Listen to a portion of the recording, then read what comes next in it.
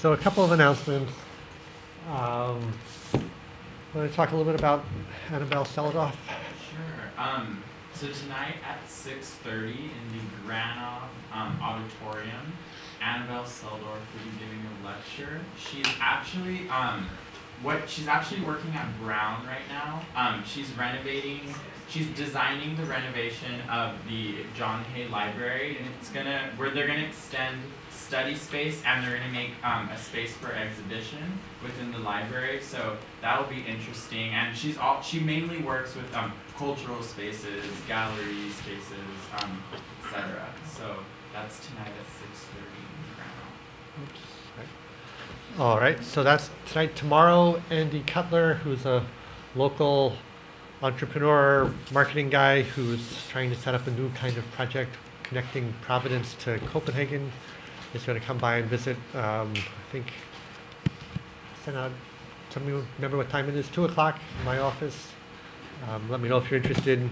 He's looking for volunteers to help make connections with Copenhagen. Lewis Hyde, who's a fellow our philosopher, I guess, best known for his book, The Gift, is going to be talking music and public policy. If anybody's interested, let me know. Wednesday, your chapters, your one-page, one-panel exhibit based on your chapter is due, I think, right? Does everybody have that under control, or make sense? Anybody have any questions that might be of general interest? Okay, so it's sort of, I know there was some issue early on with finding pictures, but I guess that's got that figured out. Yeah. Actually, I'm wondering, should we, because it would be part of actually a larger exhibit, but we don't have access to the other chapters. Right. So should we just truly only look at our chapter and I think that's the only way to do it. What would be on the timeline of others? Yes, I think that's the only way to do it. It's, you'll have the introduction, the couple of pages of introduction I posted, but focus, basically tell the story of your chapter. I don't, seems like the only way to make it work. Group memos for, images of Brown archive isn't really working, which I'm sure yeah, it's, we can sort of see the small images and descriptions, so should we just say like the picture at the University Hall? grab that picture. If you go and not ask to download it, but just ask to see it, it does come up, I think. Especially if you're on Brown campus or if you VPN to Brown. So give that a try. But call the library and tell them, please fix your download process. Yeah, I emailed Okay. archives recently. Okay. 5 business days. Yeah. I will ask them too. And then Friday group memos, the same group that went first last time, which is, I guess the numbers have all slightly changed, but the same groups number 1, 2, 3, and 4. I forget what they were. Does everybody have that under control, or any issues around that? Okay. And finally, the Seb Chan, who will come to talk in class next Wednesday. Seb Chan is the head of digital things at the Cooper Hewitt Museum in New York, and he's going to be doing a workshop all Wednesday afternoon, starting at noon. If you're interested and want to sign up, send a note to Jenna Legault, and I think there's still some spaces available, and that'll be over in the library probably. Digital what? Digital museums workshop. Yeah, you need to. He's interested in digital. Let me move over a little bit. Digital collections is his thing. How do you put your collections online in interesting ways? He's one of the best people in the field. It'll be interesting to see what he's up to. See, I think Yep. that workshop is from 10 to 3. Is that right? No. Oh. I think it's from noon to 4. Okay, great. At least I hope it is. Good. I'll double check, but I'm pretty sure. Because you're talking class first. Oh, cool.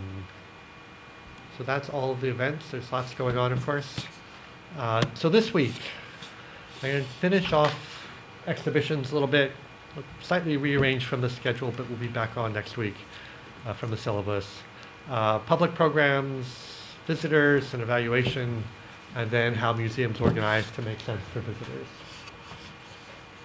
So I'm going to start off just to finish off where we had talked about with exhibitions last week. A little bit about accessibility and design. It came up just at the end of the class.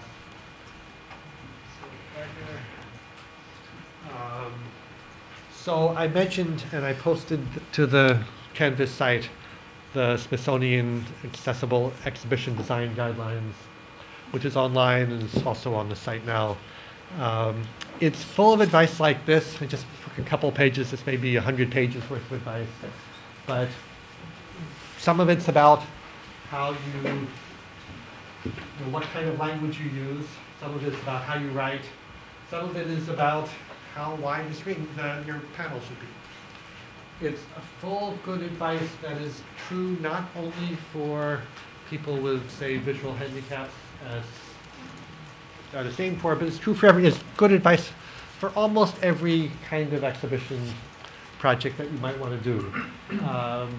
Again, if you do exhibit labels, always justify the left margin and keep the right and right margin. Do not justify things. Make it so that it's high contrast. Don't print on top of pictures, which is what designers love to do, but it's really hard for people to read. Make it easy for people to read. So take a look at the whole thing. It's well worth reading, and if you're ever working on an exhibit, it's sort of good to remind yourself of best practices through that kind of document. I also just threw in here a couple of slides from an exhibit designer, Aaron Wells, who's working on the slavery the slave ships exhibit. This is from a talk she gave last year to my class. Just a little bit about process. Think carefully about goals, audiences, do your work, do your research. And then at the end, think about where you get the most for your money. How you, often that means sort of general sense of put most of your money into one or two big effects and not spread it evenly throughout the rest of the project. That kind of thing.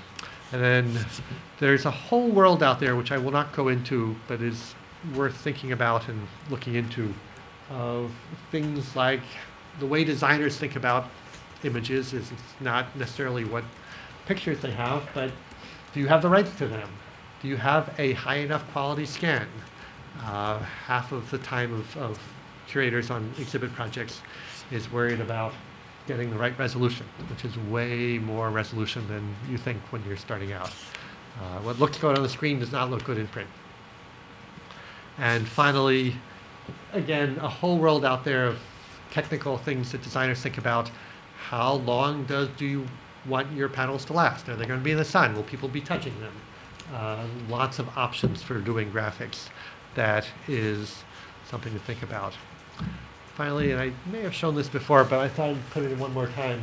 This is from the book that Erin did for the Hoffman Record Museum of exhibition label style. And I will pass this around. Basically, the idea is you want a style that makes your exhibit, or in this case, your whole museum, look coherent. And so if you have text to templates to write to, you can start to be coherent in a way that otherwise is hard to do. And so designers are real important. I'm not a designer, but the more I work without designers, the more I realize how much they know that is good to know for exhibitions. So keep that in mind. So that was just sort of to finish off last week and the issues of how, just how you go from your words that we talked about into the bigger picture.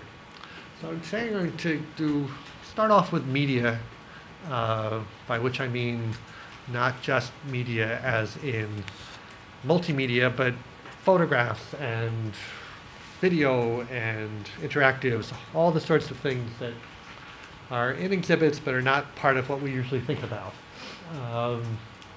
So what the purpose is, when do you use artifacts, when do you use images, when do you use video? Think carefully about those relationships between the things you're showing and the images all around them. And it's sort of useful sometimes to think about whether your images are to tell more, to be more intensive, to tell broader stories, or just to provide context for your objects. Do you look deeper? Do you look around? Do you look beyond? What I'm going to do is go through a lot of exhibit pictures pretty quickly. I'm happy to stop and talk about more of them, in more detail if that seems useful, but just to give you some sense of the ways that different media are used. And part of this also is there are certain exhibits that people should know about that are useful and might be worthwhile. So the typical way of using photographs is you illustrate things. Something's too big to put in the museum, or you have landscapes, or you have images of people. You just put a picture up there. This gets more sophisticated as you start combining your photographs, your images with objects. And then you start to think about, well, in this case, I've got these tools. Do I have an image of the people using those tools? That's just sort of a way of making sense out of things that may not make any sense by themselves. You can provide more context with pictures. So this is part of an exhibit about different kinds of craftsmen in the 18th century America. And you've got all the tools, and behind them you have an image, and each one is that craftsman at work in his shop using those tools. So it sort of gives you a little bit of a setting, but it also provides a little bit more sense of how these tools all fit together. All done with the little kids? Yeah. They were working with the 4-year-olds at the hospital. I showed this one before. Again, it's an important, the first images, the first example of using photographs to provide context for artifacts.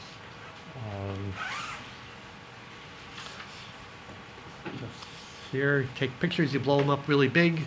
You start to provide something between context and an environment for setting. Exhibit on maritime, on shipwrecks, people on a lifeboat. In general, you get the best bang for your buck by making one really big picture rather than lots of medium-sized pictures. So it starts. A not very successful example. This is from the Henry Ford Museum. This is making of a carriage. This is a room full of carriages under construction. Doesn't quite work. You can see the point they were trying to make. It's often the case, it's more Henry Ford Museum, and sorry it's so dark. You have objects and you want to put people in the image because we want to talk about social history, not about technology history. So you have all their tools and you put a big picture of the workers. A little bit of context as environment. So this is a locomotive. You want to say it wasn't just a locomotive, it wasn't just a machine, it was actually used in a setting, in a landscape. So you take a photograph and you blow it up to 40 feet long and 20 feet high and put it behind it, and when you walk into it, you say, oh, it's not just a machine, this actually was used in a particular place. This is sort of a bloody looking picture, but here you've got a large photo blow up of a butcher shop behind a mannequin and some bits of, making it look like the picture is coming alive. It gets your attention though. That's from the York Industrial Museum, which had all sorts of this kind of thing. Here's another one. It turns out this is a really hard thing to do well, to combine three-dimensional and two-dimensional. So you have a mannequin, a newsboy in front of the picture of the scene that he would have been in. If you set it up right, so you come around the corner, you see this, it sort of seems real. It seems like you're getting a little bit immersed into the setting. That's really nice. Like I say, it's not always easy to do. Here's another setting with a large photograph. It sort of works from one angle. Lots of possibilities like this of a single large image in front of the machine and a mannequin. That was a typical style. Here's another one that probably doesn't work all that well. Talking about mining, there's a breaker house behind there. trying to bring it into the space. There's a couple of images I just thought I'd throw in because they're so, they're a different way of using photographs and images. They're really sort of images as evidence. And this is from the Mashantucket Pequot Museum. And it turns out it's apparently one of the most popular, it's a museum that's full of high-tech, enormously expensive interactives. And this room, which is just images of members of the tribe today, seems to make the biggest impression on everyone as when they talk about it. It's just, you know, part of it is the Native Museum thing of saying, yes, we're still here, we're still around. But it also is the one place in that museum that addresses racial issues in a significant way. The tribe is very much Native American, black and white, and they just come around and put these pictures up there, and people say, oh, now I understand more about what's going on. The other one is really the classic, astonishing use of images. This is all being redone. So this is the Tower of Faces from the Holocaust Memorial Museum. Have any of you seen this? This is an astonishing thing. You walk through, this is maybe 40 or 50 feet tall, and it's all images from one village in one shuttle in Eastern Europe, and collected by one person, sort of all people who were killed during the Holocaust. And they're all framed, they're all just as they were before the Holocaust. It's an astonishingly moving thing. And there's lots written about the decision of how to display these, how to put them all in frames, to say that they are, this is them before the Holocaust. This is them given not as just lots of people, lots of faces, but as individual images that would have been saved, you know, by a family, say. And then this sense that they're all in, you know, all these people went up in smoke. They're all in this crematorium sort of chimney almost. It's a really astonishing thing to see. And worth a visit if you're there. So that's images. Images are easier and cheaper than ever to put in exhibits. The temptation that you'll see is if you can have one image, you should have 20 images because you can do it on a video screen now, so why not just put them on a loop and show all the ones? Goes back to the key thing about museum work is making decisions and deciding what not to include. One big image is better than 10 small images. One big image is often better than a video screen that's just showing lots of images. So make your choices. Video is often used when you can't quite figure out what else to do, but it's real expensive, it's hard to control. It will grab attention and wipe out all of the rest of the work you do. There was an amazing exhibit at the Natural History Museum at the Smithsonian about volcanoes. Somebody had put years worth of work into it, millions of dollars worth of clever display, and people just sat there and watched the videos of volcanoes erupting from the National Geographic or something, because it's tough to compete with that. How you take that power and put it into the exhibition is a real interesting challenge. And mostly it's hard to find good examples of doing it. This is the Hong Kong Museum of History. You have lots of images of the city as it changes over time. And then at the end, they sort of just, and here's a lot more images of the city as it changes over time. A much smaller scale thing, something I've tried to do a lot of. You have a machine, you can actually show how it works. This is a pin making machine. You make it, you run it, you make a video, you let people see it in operation for those who want to see it. It's also, turns out a lot of people, after they see this combination of the machine and the video of it running, will think, oh, I saw the machine running. So it's just sort of interesting. This is more Mashantucket Pequot Museum. You have a lot of boring maps in that museum because they don't have a lot of objects in some areas. And so they just added in reenactors, you know, talking about what's going on and people in costume. This is, I guess mostly I have examples of bad video. This is, well, you can see what happens here. You have a million images stuck one on top of the other. Um, not a good example of space. There's way too much going on there.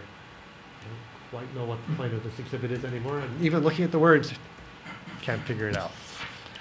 So video and museums are not an easy not easy to pull together. So let me move on from video to immersive experiences. So you walk into a historic house museum, that's an immersive experience. You go to Disney and ride one of their simulators where you're sort of, there's a giant screen and you're bouncing around and the simulator's moving. That's another kind of immersive experience. These are tough to pull off at the high end. Disney will spend $100 million to do one of these well. Museums really can't do that. So how you take advantage of the power of an immersive experience but do it cheaply is a real interesting challenge. The easiest place to see this sort of thing is you go to a historic house museum, and that's an immersive experience done well. You're back in a place, you're in a setting. It's often just really pretty dull and often not a very good experience. So you can find places that will,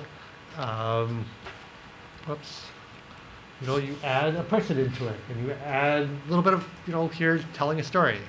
I think this is Sturbridge Village. It is a, some people like this, some people don't. And we'll talk more about reenactors later. But again, you've got a historic space with a historic person in it. That's another kind of immersion. The place that I have seen this done the best, and almost by accident, if you have a chance to go to Mystic Seaport and see the Charles W. Morgan, the last surviving wooden whale ship. And you can go on board, you can go down below, and you are in a space that is apparently unchanged since 1850. And it's tight, and it smells like you're on a ship, and it's just an astonishing thing to see. It really is immersion in a different time period. And it's hard to imagine that anybody could fake that as well as it really is. Another place that does this really well is another place you should visit, the Eastern State Penitentiary in Philadelphia, which is the old penitentiary that has been redone in every conceivable way. One of the advantages of their space is that they've got hundreds and hundreds of cells, and they can do each one differently. So they can have some cells they give to an artist to work on. Some cells are ruins. Some cells are set up as actual cells from individuals. So this is Al Capone's cell. And you're in this dark, dank, completely confining building, and you have this little spot of what it would have been like. It's very impressive. So museums try to do these things with dioramas. They mostly do a bad job of it. This is Henry Ford Museum. You've got an airplane they're showing off, and they put a picture behind it. Unfortunately, it's all on a floor that doesn't look like it should look like, and it's a ceiling right around you. It's really hard to do. Put this in there again just because it's my favorite. Adding the video into the streetcar in America on the Move. Adding video sort of as immersive experience. The place that's tried to do this the most is the Museum of the Civil War Soldier, which is almost all immersive experiences. Some of them are like this, big dioramas with, this is all not a photograph, but a large-scale painting, life-size object, probably reconstruction. Almost all of this is fake. Large mannequins. This is coming out of the Natural History Museum tradition of those dioramas of the animals in the wild. They've tried to go even a step further with this, with the big issue in recreating, in military museums, is how do you get a sense of the battle when you're not really going to be shooting at people. So they have this strange sound and light show of noises and battles and guns showing off, and cannons, the room shakes and all of that. It mostly comes across as hokey in all of these places. The place that started this and for the long time was the best was the Imperial War Museum in London, which unfortunately I don't have pictures of.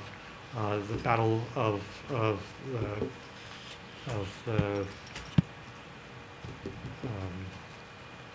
they have two scenes there. One of them is the World War I trench warfare, where you sort of go through the trenches and it smells bad, and apparently it's enough to make you feel like you're in the trenches. And the other is in the subways, in the London subways during the Blitz. And those sort of experiences where you're not really being shot at seem like there are things that work better in this kind of immersion in military exhibits. There's all sorts of clever designers that have come up with ways to combine. This is a space, and as you're looking at the wall, through the door, somebody appears on the other side. This is New Orleans. So it's just a back projection of video onto that screen door. It's sort of scary. I forget exactly what it was about, but you can see it's a very cheap way. Projection video is really cheap now, and putting it into a three-dimensional setting. So one of the exhibits that I think is a classic, although it turns out not many people know about it. This is an exhibit called Etiquette of the Undercast. And the image is a little bit hard to tell. This was a completely immersive experience the Smithsonian did. Got in enormous trouble for. No end of senators complained. It was trying to make you feel like you were a homeless person. So there's ethical issues right there around it. And this is sort of the view from above. You would wander through this maze, feeling lost. You would enter the maze actually through as though you were in a morgue. You'd be slid in on a drawer into this weird maze. And then you'd be confronted by these scary scenes all around. And the idea was it was intended to make you feel like you were lost and you didn't know where you were. How far you can go with this kind of thing is hard to know. How far you should go with it is another issue, an ethical issue. There's this sort of thing has come back into fashion in the theater world. I don't know if any of you have been to Sleep No More, which is a British theater troupe that does these immersive experiences where you're in an abandoned building and strange things are going on, and you have troops of actors wandering around, and everybody's wearing a mask.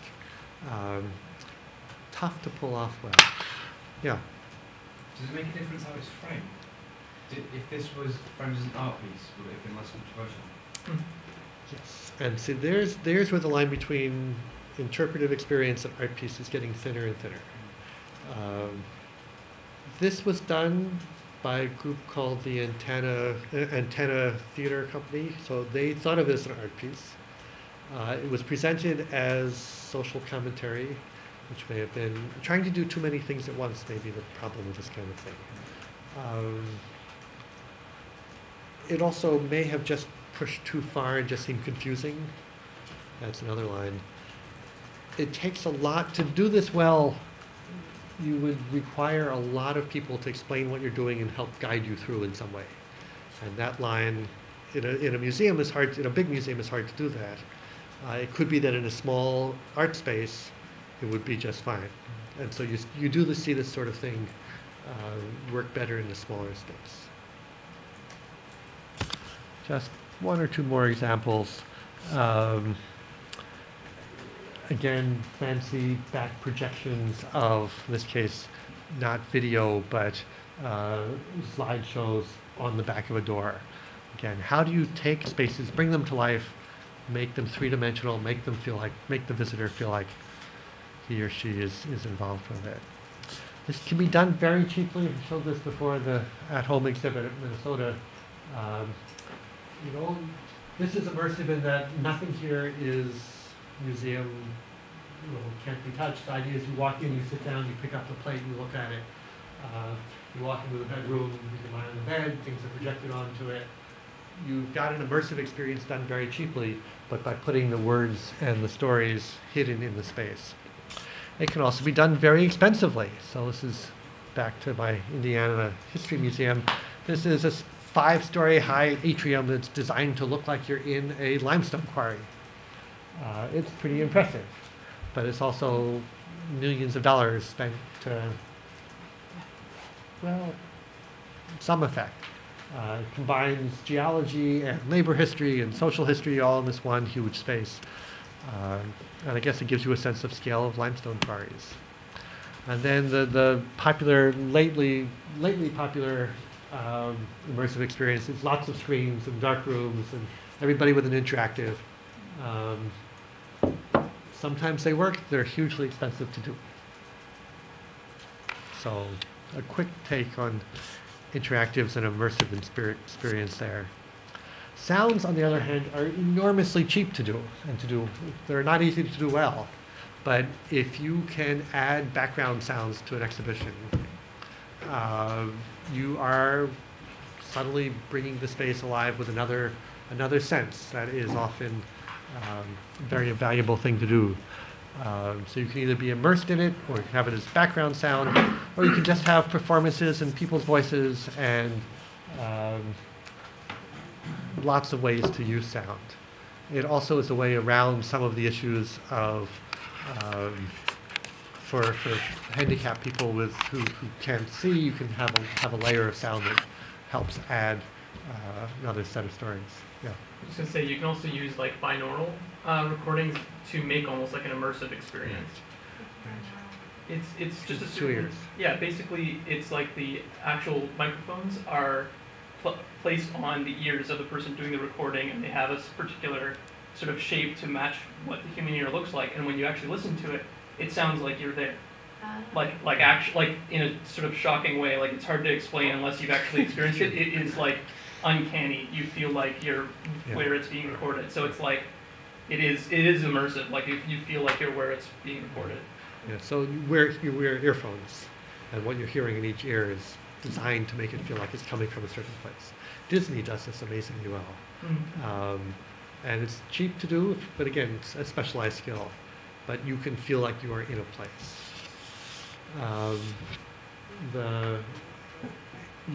In America on the Move, we hired a sound artist to bring this locomotive to life. And so behind that locomotive, there were about 30 different speakers in different places, one in each sound source. So as you walked along it, you'd hear different sounds from the wheels or from the engine and from different pieces of the locomotive. And it was quite spooky, actually, to know how close it could be.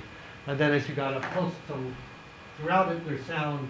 As you got closer, you could hear a conversation between these people. One thing to remember for accessibility is anytime you have sound, you have to have a transcript of it someplace for those who can't hear the sound. So that becomes complicated. But again, you move from a dead thing to a thing that seems alive with sound right. Another sound story, two people talking to each other. So there's lots of possibilities there. Art museums have an interesting challenge with sound. Mostly they don't believe in it. It's becoming, I think, more popular again as it seems spaces seem dead without sound. So that's an issue that's alive still. So interactives. So this is you touch something and something happens. They're really hard to do well. How challenging something should be is an issue. If it's simply on a screen, why should people come to a museum to do it when anything you can do on a screen in a museum, you can do at home now. When they're done well, they are memorable. People do remember these things. The latest way in which people are trying to do this is to make it a social interactive experience, not just an experience between you and a device. And that really becomes the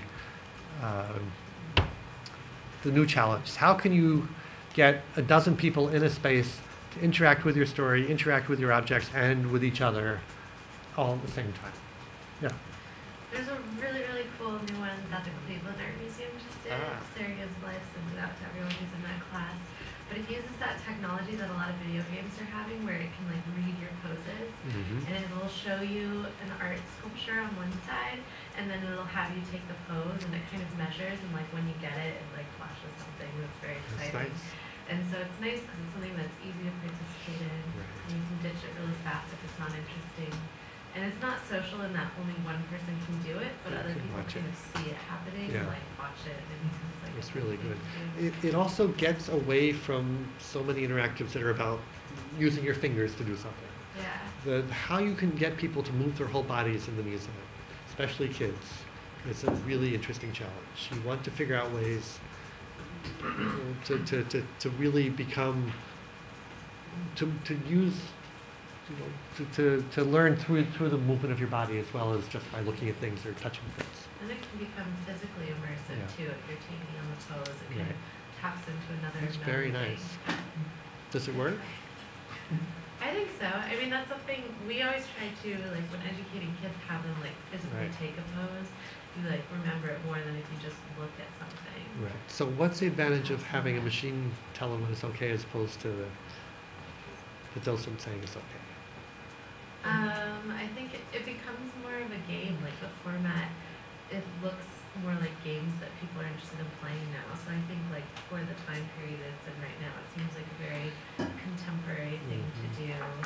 And I don't know, people are sometimes intimidated by museum staff interactions. Like people are not so interested, it seems, in going on tours or being guided through things. So having something you can kind of interact with, you don't have to feel guilty if you like ditch it like Right. everything else. That's interesting. I didn't know about that one. I have to find out more. So part of what is the other thing that's going on now, in addition to these sort of large motions, is this: how can you go two ways with this? So two ways can be that you're doing it in the museum and at home, so you have the same interactives that you can continue to interact with after you leave, or how can the visitors leave something for other visitors? How to make this all social? So again, I'm just going to go quickly through the most typical kinds of things. You have notebooks. You can't quite decide what to put up on the wall. You just keep adding more information.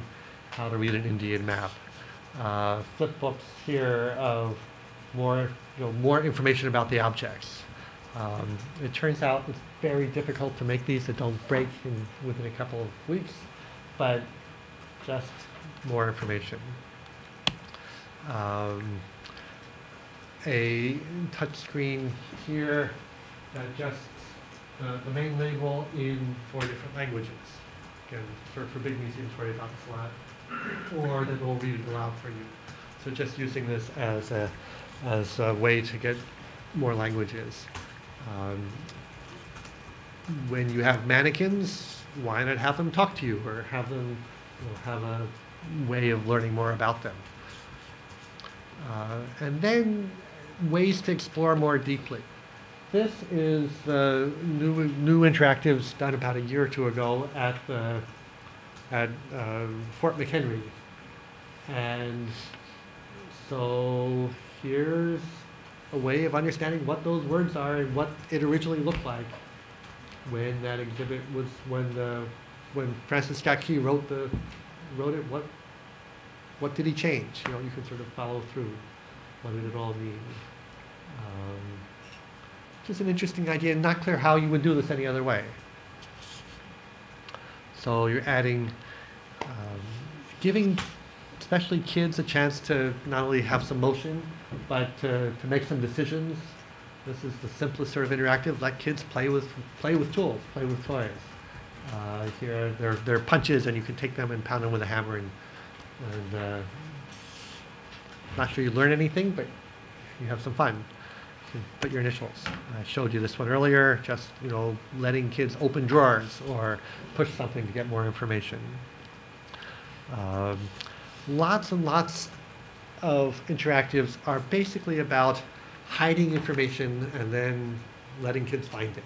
So you have a picture, you pick up a flipboard, you pick up a flip of some sort, and you makes it a bit of an adventure to find things.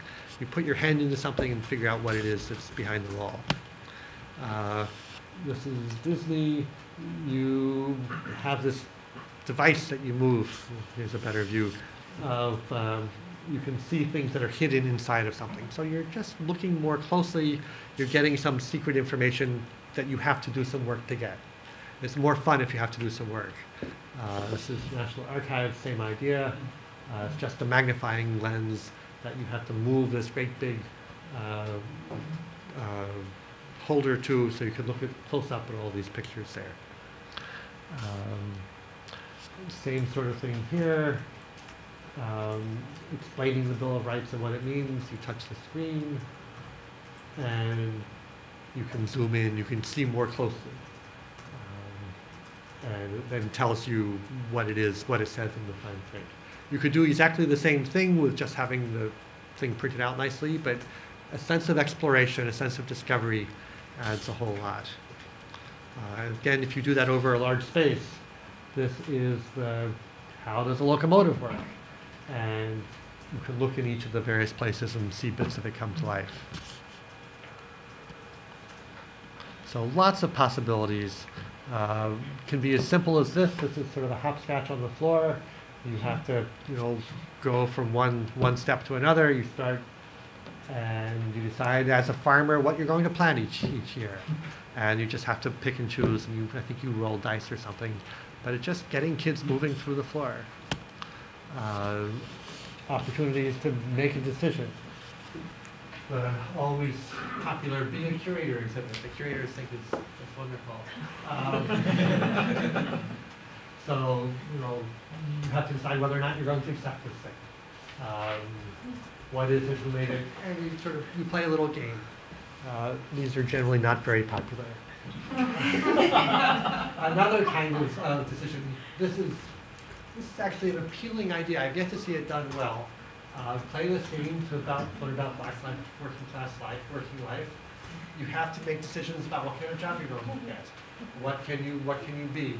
Then it tells you each time something about what happens, and mostly, sorry, you end up with nothing. Which is not good as far as getting kids to feel involved, but it might be accurate in this case. So there's always the temptation to make things that are way too complicated. Again, another decision sort of thing. You're growing apples in California. The railroad comes through. You have to decide which kind of thing you want to do. Are you wanting to ship your apples to San Francisco, or ship your apples to Chicago, or ship them to Europe? And then you get to choose one. You push down the lever, and it tells you what happened. Again, it's no more information than just saying the odds are 23% that if you ship your apples to Europe, you're going to lose all your money, but it makes it feel like you're involved. That's what a good interactive can do. Same sort of thing there. Let's skip over that one. So lately, and this will get into more next week, is open storage, where you can basically browse the museum's catalog through an interactive. You can have this is in a room, with thousands of objects on shelves, and you can go and type in a number or search for an object and learn more about it and see it on the wall. A way of providing lots of information. And here, the advantage of doing it in the museum rather than online is that you can actually see the real thing. As I said, the future directions are how to be interactive on a large scale and to be social at the same time, and more to whatever you do in the museum becomes a piece of what you're doing at home as well. So you can go through the Peabody Essex Museum, indicate things that you like, collect them, metaphorically, and when you go home, they're on your personal website. Or you can go at home, you can choose objects you want to see in the museum and build your own collection. This is the World War I memorial, great big long table. Students or the whole class can play with things on here, trade them, send them back and forth. One of the best interactives I've seen is at the museum. There's two people about newspaper ethics. And you have to make decisions, yes, no, and there's other people making other decisions, and you sort of talk to them while you do it.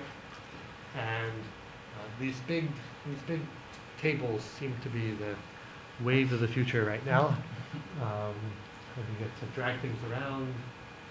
Where's the museum? Museums in Washington, D.C. It's about the news.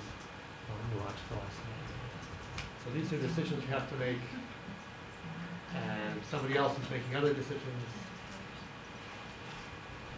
One more of these. This is a listening table, where you can listen to lots of different kinds of music and talk about it with other people. And the interface sort of shows you what's going on at the same time.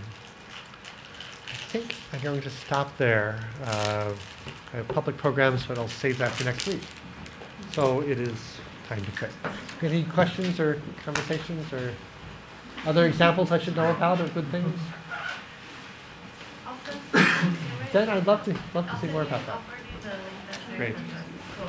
Great. There's another one where you like move your face and then it finds a piece of artwork that's making the same facial gesture that you are. Ooh. It's So cool. That is badass. very cool.